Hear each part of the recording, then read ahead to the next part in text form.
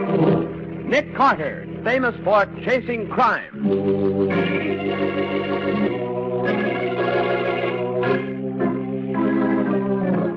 Every week at this time, two great names are joined as brings you one of the most resourceful and daring characters in all detective fiction, Nick Carter, Master Detective.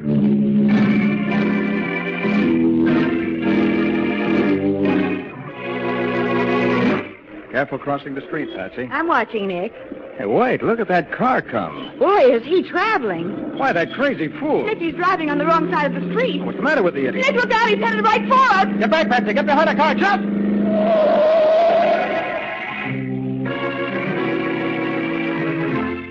Now for the case of the Priceless Prose. Today's exciting adventure starring Lon Clark as Nick Carter. Our story opens in Bancroft Hall, the ancestral home of the great 19th century man of letters, Joshua Bancroft. An elderly woman, moaning in pain, drags herself across the old-fashioned library to the telephone and dials with a trembling and uncertain hand. Operator, get me the police. Hurry. Hello. This is Julia Bancroft of Bancroft Hall. We've been robbed. I've been beaten, and my sister Victoria, she's been killed. Say, have you seen the afternoon paper, Patsy? Not yet, Nick. Why? It's a nasty piece of business at Bancroft Hall last night. Victoria Bancroft was murdered. Her sister Julia badly beaten. Oh, Nick, how horrible. They're old Joshua Bancroft's granddaughters, aren't they? Great-granddaughters. They and their brother lived together at Bancroft Hall. But why would anyone want... Robbery, Patsy. The murderer stole the original manuscript of Joshua Bancroft's first book of essays. Oh, so that's it. Worth thousands of dollars. Probably just about as valuable as any of the original manuscripts of Emerson or Thoreau. Golly. Nick Carter's office, Patsy Bowen speaking. This is Arthur Haskell. Is Mr. Carter there, please? Well, just a moment.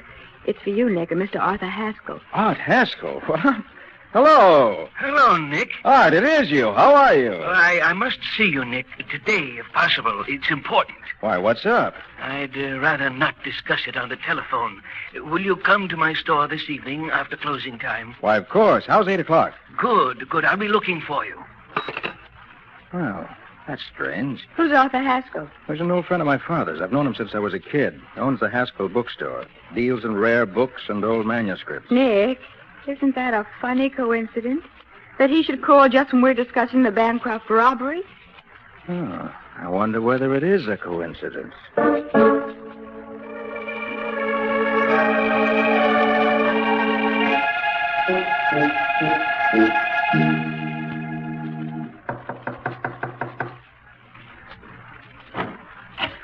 Nick. Hello, Art. It was good of you to come. Art, let me introduce you my secretary, Patsy Bowen. Oh, how do you do, Miss Bowen? I'm glad to know you, Mr. Haskell. Come in, both of you. Thanks. Yeah. Let's go back to my office. It's in the rear of the store. I haven't forgotten, Art. Be careful there. It's rather dark in here. Yes. I didn't want our meeting to attract too much attention. Well, that sounds mysterious, Mr. Haskell. What I have to tell you is even more mysterious. That's so? Well, here we are. Sit down, Nick. Miss Bowen. Uh-huh. Thanks, Art. Now, what's happened? You've read in the paper, I suppose, about the theft of the Bancroft manuscript? Yes, what about it, Art? Well, you'll find this hard to believe, Nick. But yesterday, just yesterday... Oh, what is it? Look out. I'll pull the lamp off the desk. There. It's dark in here now. They're outside, Nick. They're shooting through the window. If I can just sneak up to the Oh, window, Nick, don't. Stay away from there. I'm all right. If I can get a look outside. See anyone? No. Oh, Whoever it was, they're gone now. Find the light switch, Patsy. he was right by the door. Yes, here it is. Nick, I wonder whether... Oh, Nick, look. Good heavens, Art. Is he? Art. Is he? Yes, Patsy. He's dead.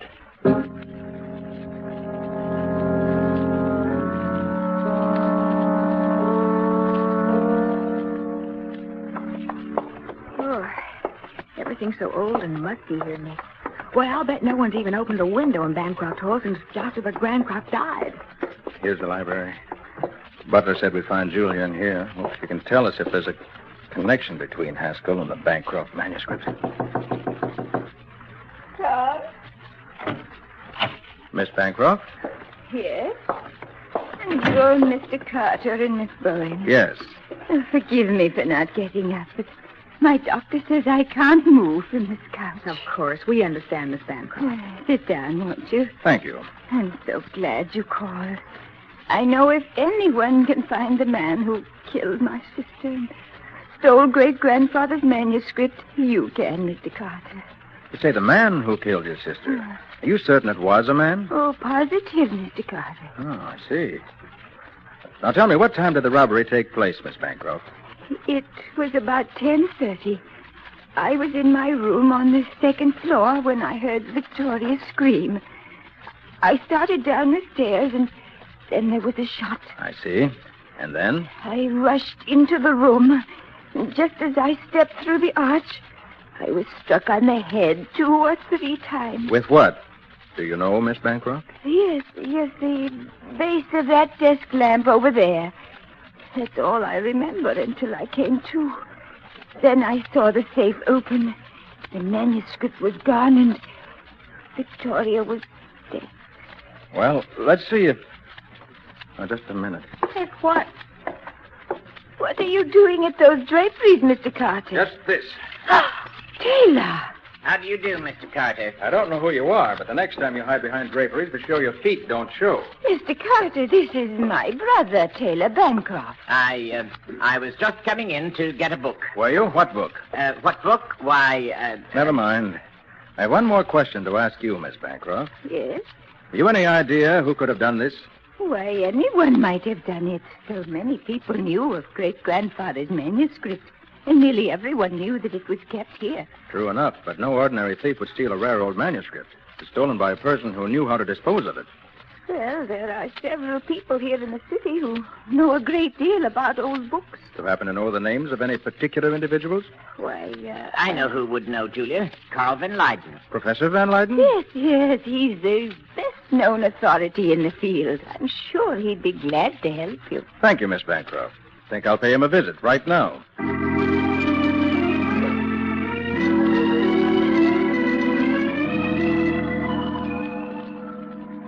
So you think only someone who knows enough about rare books to dispose of the Bancroft manuscript would have stolen it, Mr. Carter? Exactly, Professor Van Leyden. It was suggested that you could give me the names of a few such people to check on. Why, yes, I think I can. If you will excuse me, I go to my study now and write out a list for you. Oh, please make yourself at home. Gosh, look at all those books, Nick. Yes, Patsy, there it is. The famous Van Leyden Library. Thousands of books worth hundreds of thousands of dollars. Why, that's a good and big Bible in that glass case there. Golly. And up here on this shelf, these are... That's funny. What is? You wouldn't think Professor Van Leyden would be so careless. Oh, a couple of volumes upside down, huh? Yeah. I wonder if he'd mind if I turn them right side up. I don't imagine he would. Nick, look. Hmm? Oh, what is it? There's something stuck in behind these books. It looks like... What? Well, let's see it, Patsy. Here. Great Scott, do you know what this is? What, Nick? This is what we're looking for. The Joshua Bancroft manuscript.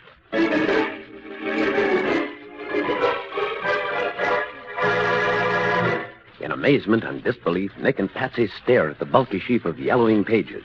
The precious manuscript has been found. But as Nick himself realizes, this serves only to deepen the mystery of Bancroft Hall. We'll see what happens in just a minute.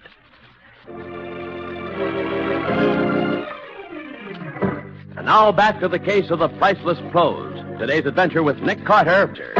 As we pick up our story, a few minutes have passed since Nick and Patsy discovered the Joshua Bancroft manuscript hidden behind some books in Professor Van Leyden's library.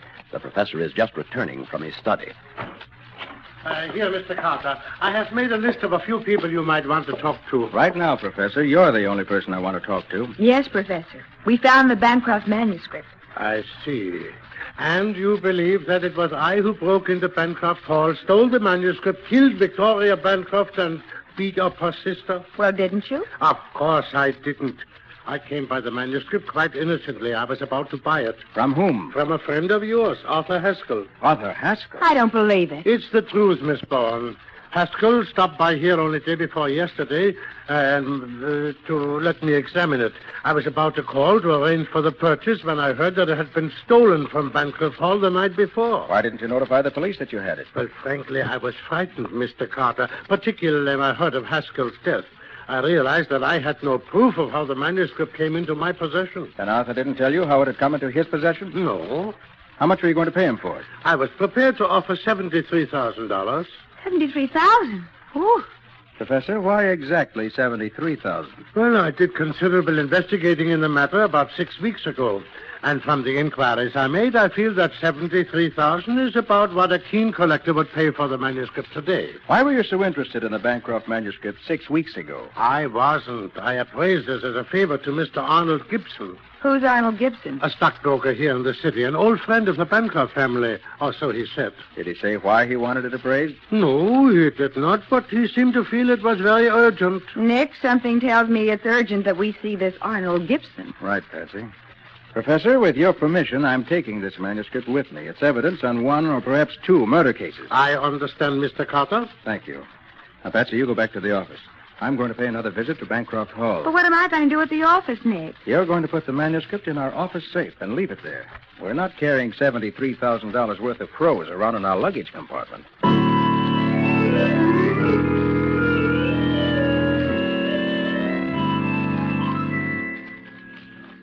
Then you found it already. Oh, Mr. Carter, that's wonderful news. Where is the manuscript now, Mr. Carter? In the safe in my office, Mr. Bancroft. I'm holding it for the police. Tell me, do you know Arnold Gibson? Arnold Gibson. Arnold's an old friend of the family, Mr. Carter. What has he to do with this? Did either of you authorize him to seek an appraisal of your great-grandfather's manuscript 6 weeks ago? No, certainly not. Why, you don't mean to say he... Van Leyden says Arnold Gibson asked him to determine the current market value of the manuscript. But that's incredible. Why would he have done such a thing? I'm sure I don't know, Miss Bancroft. There's one more thing I'd like to ask of you. The safe from which the manuscript was stolen. Behind that picture over the mantel, isn't it? Oh, yes, the picture slide back. Show him, Taylor. Very well, Julia. You see, Mr. Carter? How many people knew the combination of the safe? Just two, Victoria and myself. You don't know it, Mr. Bancroft? No, Victoria never trusted me enough to give it to me. Being the elder sister, she looked upon great-grandfather's manuscript as her personal property. Yet she told you the combination, Miss Bancroft? Yes, but only because she felt someone else should know it in the event anything happened to her. I see. Thank you. Now, if you'll excuse me, I'm going to pick up Miss Bowen and pay a call on Arnold Gibson.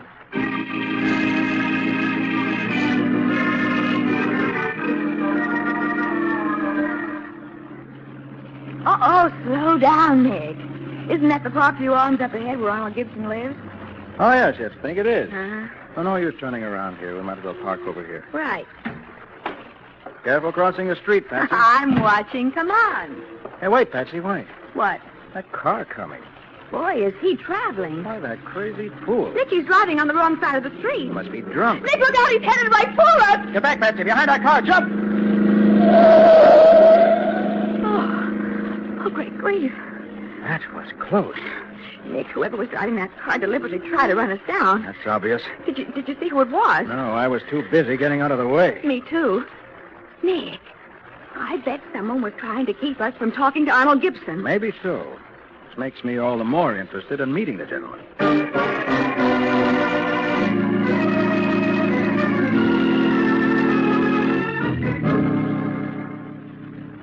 Oh, sit down, Miss Bowen. Mr. Carter. Thank you, Mr. Gibson. Cigarette, Mr. Carter? No, thanks. They're a special brand I have made for my customers.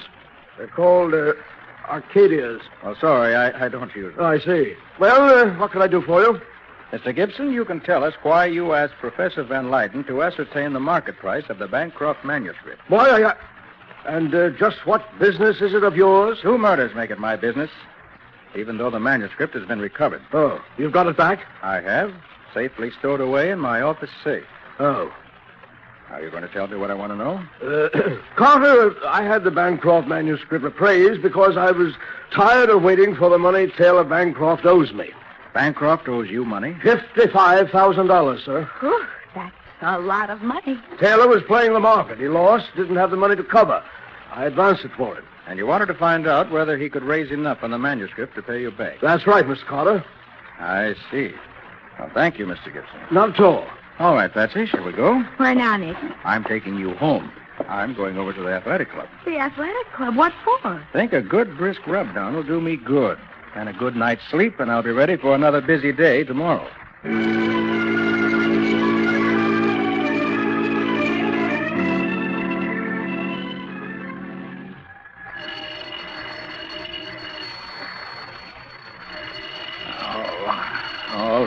All right. Take it easy. Hello. Nick, this is Patsy. Oh, Patsy. Hey, what time is it? It's 9:15. I'm at the office. Something terrible has happened, Nick. Don't tell me. Let me guess. The Bancroft manuscript's been stolen. Yes, Nick. Someone broke in here last night. They blew the safe. Blew it, huh? You sure they blew it? Well, of course, Nick. But, Good. What'd you say? I said good. Now I found out what I wanted to know. Hold everything, Patsy. I'll be right down.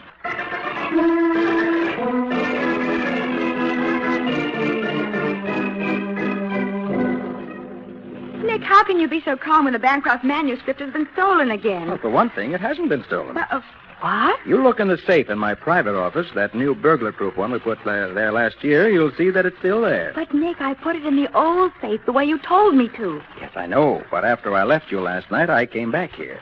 I took the cover sheet of the manuscript and put it over a bundle of blank pages. What? Figured the thief would be in too big a rush to notice that he was stealing a dummy.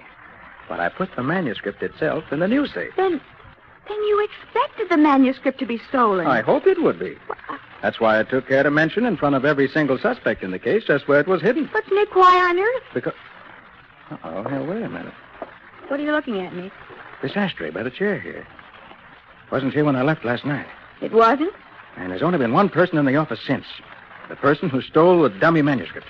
Then this cigarette butt must have been left by that person. This butt says Arcadia on it. That's the brand Arnold Gibson offered me last night. Then it must have been... Wait, I'll get it. Nick Carter speaking. Oh, hello, Matty.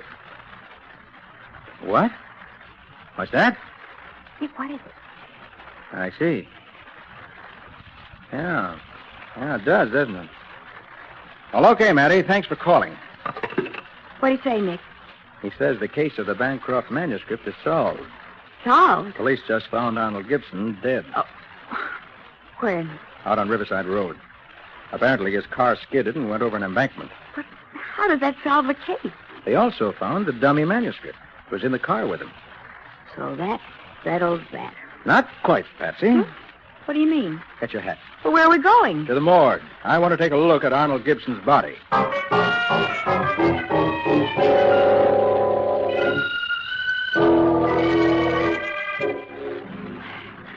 Hurry up, Nick. I don't like morgues. I thought so. Well, why are you so interested in Gibson's hands and teeth, Nick? Listen, Patsy, remember when Gibson offered me a cigarette last night and I refused? Yes. Well, Gibson didn't take one either. In fact, he didn't smoke the whole time we were with him. You mean... I mean that he didn't smoke at all. There's not a sign of a nicotine stain on his teeth or fingers. Nick, he said he had those cigarettes made for his customers. He didn't say for himself. Right, Patsy. The cigarette stub in the office was just a plant to throw suspicion on Gibson. Then Gibson must have been murdered. Correct. And I know who murdered him. You do? And I've also got a pretty good idea who murdered Victoria Bancroft.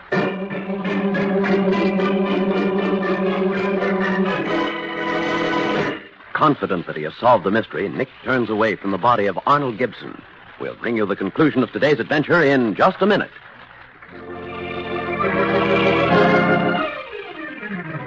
Now for the conclusion of the case of the Priceless Prose. Today's adventure with Nick Carter. After leaving the morgue, Nick and Patsy speed swiftly across town and stand now at the door of the old mansion known as Bancroft Hall. Ring the doorbell again, Patsy. I think I hear someone coming. Oh, good evening, Mr. Carter. Good evening, Miss Bancroft. Is your brother at home? Taylor? Why, yes, he's in the library. Won't you step in? Thank you. Taylor? Yes, Julia? Did you want to see me? I want to see you, Bancroft. Oh, of course. What about? About murder. Mr. Carter, you aren't accusing Taylor. I'm accusing him of the murder of Arthur Haskell and Arnold Gibson. But that's fantastic. Is it? From the look on your brother's face, I'd say he doesn't agree with you. Bancroft, you made your big mistake when you blew my safe and left that cigarette stub in my office to frame Gibson. Did I, Carter? You did, because Gibson had those cigarettes made for his customers, and of all the people involved in this case, you were the only one who was a customer of his. You're wrong, Carter. My mistake was in not running you and Miss Bowen down in front of Gibson's apartment. Nick. But I can undo that mistake right now. Oh, Taylor, put away that pistol. Well, I didn't think you'd crack so easily, Bancroft. Sit down on that couch, Carter. You too, Miss Bowen. Very well. You realize, of course, you can't go on killing people indefinitely. I've killed 3 people, Mr. Carter. A couple more will make little difference. 3? I didn't accuse you of killing 3, Bancroft. Well, I did nonetheless. You killed Victoria Taylor? Yes, Julia. I killed her. She came into the library just as I was opening the safe to get the manuscript. Then you came in, and I struck you. And you had to kill Haskell to keep him from telling me from whom he brought the manuscript. And last night, after you stole the manuscript from my office, you met Gibson and gave him the manuscript in place of the money you owed him. After he gave you a receipt for it, you slugged him and wrecked his car to make it look as if he'd been killed in an accident. Right on all counts, Carter. Now, if you'll excuse me... I'm afraid I can't excuse you yet, Bancroft. Nick. Put down that sofa, fella. Sorry. He hit the gun. You ruined his aim. Get his gun, Patsy. I got it. Good. Oh, Taylor, are you hurt? Just a minute, Miss Bancroft. I'm going to ask your brother to do me a favor. What do you mean, Carter? Open that safe above the mantel, just the way you say you did it the night of the robbery. Go on, open it. I can't, Carter. Why not? I don't know the combination. That's what I thought. It was you who killed Haskell and Gibson, all right, but you didn't steal the manuscript from this safe. Well, then who did, Mr. Carter? Who did? Yes. Why, you, Miss Bancroft. And it was you who murdered your sister, Victoria.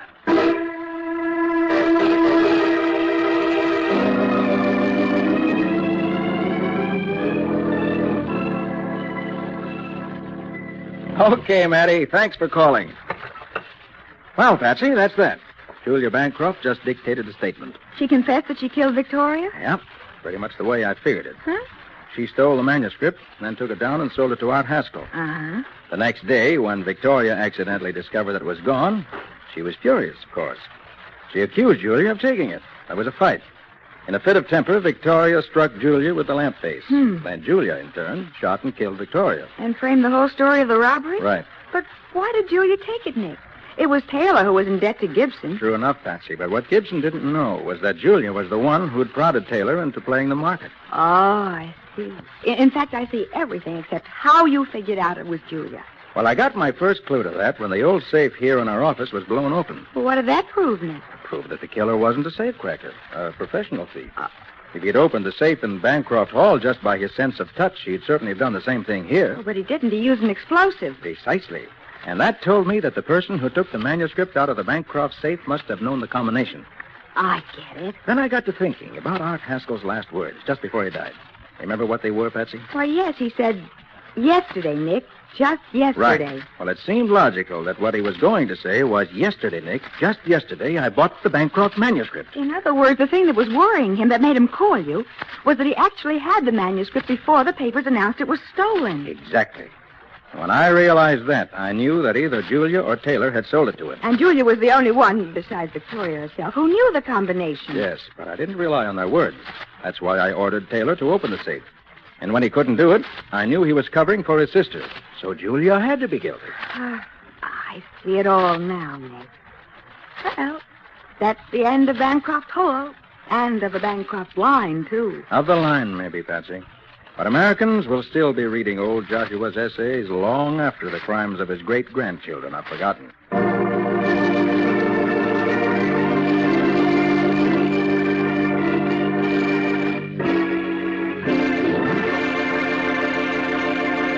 Nick Carter, Master Detective, presented each week at this time, is produced and directed by Jock McGregor. Charlotte Manson is featured as Patsy. Today's script was written by Ken Pettis and Lou Schofield. Original music is played by Henry Silverne. This is Bob Martin.